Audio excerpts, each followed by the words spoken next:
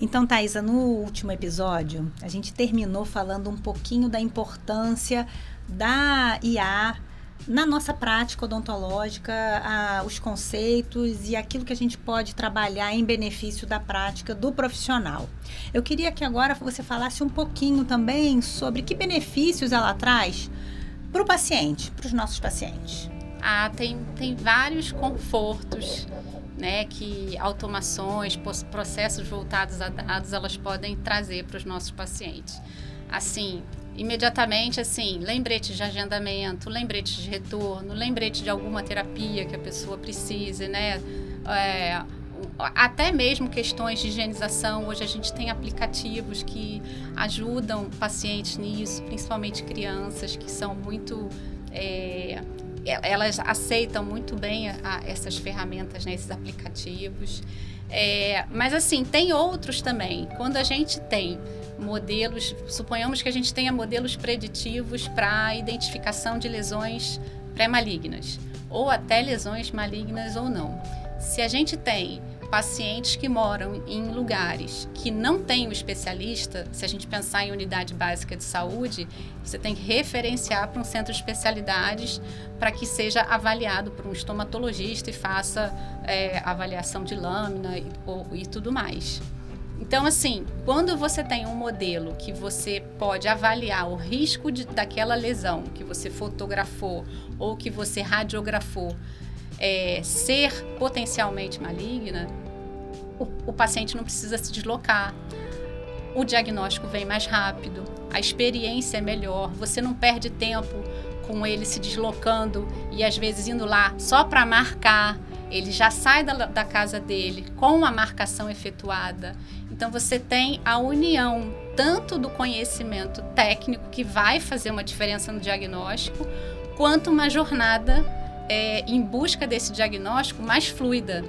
Então, ela permite, a inteligência artificial, nesse sentido, ela permite uma maior... aproximação de polos, né? Polos, exatamente isso. Porque quando a gente vive num grande centro como o Rio de Janeiro, você não tem essa percepção porque está tudo muito próximo de você, né? Essa rede de saúde, ela está muito próxima de você.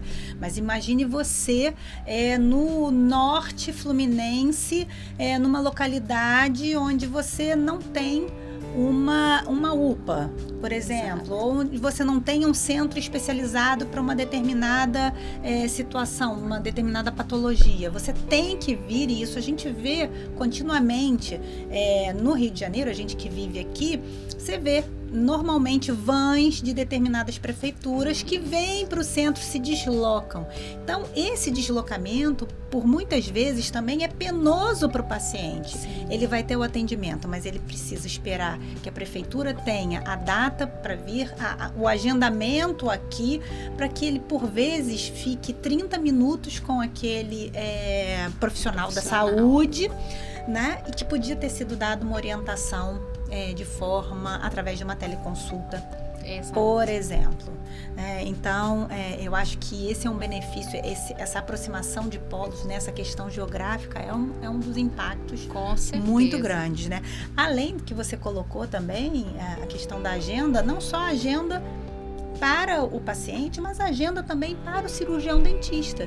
Com certeza. Que, imagina você iniciando a sua caminhada dentro da odontologia, você tem uma estrutura, você quer montar um consultório, e aí você não vai ter secretária, você não vai ter várias questões que você vai ter que fazer por conta de estar iniciando uma carreira. Então, as ferramentas tecnológicas, elas vêm para te auxiliar com relação a isso. Exatamente. Lembrete de um agendamento, na hora que ele for registrar, esses sistemas de gestão, né, que a gente tem no mercado, que também incluem um prontuário eletrônico, né, eles meio que conectam com isso.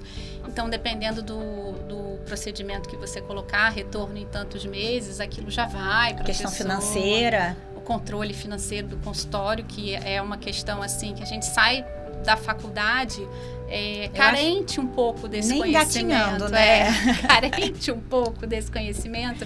Então, isso ajuda também a gente nesse sentido. E assim, até mesmo num grande centro, ele é cômodo pra gente, porque às vezes você tem uma dor e aí você já sendo acompanhado pelo seu dentista, como o CFO preconiza a rotina de acompanhamento, você não precisa se deslocar. Às vezes, numa plataforma de teleconsulta, você consegue tirar uma dúvida, você não precisa se deslocar, porque nas grandes cidades, mesmo que se for na região metropolitana, muitas vezes o paciente tem dificuldade de se deslocar, tem que pegar trem, tem que pegar metrô, tem que pegar barca, tem que pegar ônibus, tem trânsito, enfim, é uma série de benefícios que ele pode ter, que ele sabendo assim usar, a gente sabendo usar isso pode ser de muita valia tanto para nós quanto para eles, com certeza. Bom, Thaisa, agora eu acho que vai ser uma pergunta para um seminário, né? Que na verdade é a gente entender um pouquinho dos impactos da inteligência artificial no sistema de saúde e na gestão de recursos, porque assim, não basta a gente dominar a especialidade, né? A gente precisa também entender sobre essa gestão desses dados clínicos, administrativos que nós gerenciamos dentro da nossa prática diária. Sim. É uma pergunta que realmente dá uma aula, mas eu tenho uma colinha aqui, vou tentar te responder, qualquer coisa eu vou olhar aqui. Os impactos são significativos da inteligência artificial na saúde e na gestão dos recursos, mas a gente precisa que haja efetivamente uma transformação digital dos nossos processos, para que a gente realmente tenha esse potencial explorado ao máximo. Porque não adianta a gente ter um modelo mais adequado, com menos viés, com índice de erro baixo, porque na saúde você tem que ter, né, um índice de erros assim, muito baixos para esses modelos. Não adianta a gente ter isso se a gente não tem pessoas capacitadas para lidar com essas ferramentas e com as respostas que essas ferramentas vão trazer. A gente precisa ter pessoas que sejam capacitadas, que tenham um senso crítico e que possam também contribuir para que novos dados sejam incorporados e que isso seja feito com segurança. Essa é uma questão tão nevrálgica que a Estratégia de Saúde Digital do Brasil 2028, ela tem uma diretriz lá, se eu não me engano é a diretriz 5, que além da infraestrutura que o país precisa investir, além do prontuário eletrônico, da Rede Nacional de Dados de Saúde, existe a necessidade de se capacitar pessoas para trabalhar em saúde digital. E aí, pessoas para trabalhar em saúde digital, eu não estou falando de dentista, médico, nutricionista, psicólogo. Não só isso, a gente precisa fazer com que isso seja multidisciplinar. Então, assim, vai ter engenheiro trabalhando com dados de saúde, em aplicação de saúde, vai ter administrador trabalhando com governança de dados, novas áreas vão surgir. Então, assim, de maneira nenhuma a gente pode deixar o nosso conhecimento final, que é a assistência odontológica, né, a saúde bucal, de lado.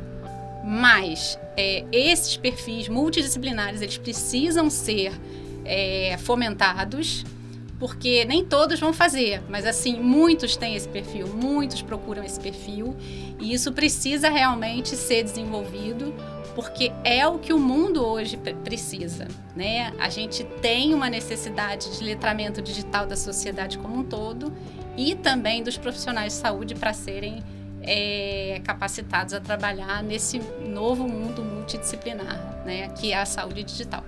Afinal de contas, hoje em dia, né, Thaisa, eu, na minha graduação, eu aprendi lá no início qual é a sua profissão. Hoje em dia, a gente entende que a pessoa pode ser mais de uma coisa, né? Então, a gente pode, né, englobar saberes e nós somos multifacetados e podemos fazer essa agregação dessas ferramentas, né, dessas habilidades e competências diferenciadas para melhorar a nossa prática. Exatamente, a gente vai agregando conhecimento sem deixar de ser dentista, né? O nosso saber magno continua sendo esse, mas a gente vai produzir esse valor de uma maneira mais amplificada, né? Atendendo aos anseios que o mundo exige ou E espera. as próprias políticas, né? Políticas Exato. públicas e legislações que estão aparecendo. Que estão aparecendo, exatamente. No âmbito do SUS, né? No âmbito público e no âmbito privado também. É isso aí. Obrigada, Thaísa. Nada. Vamos ficar pro último bloco. A gente vai falar sobre LGPD.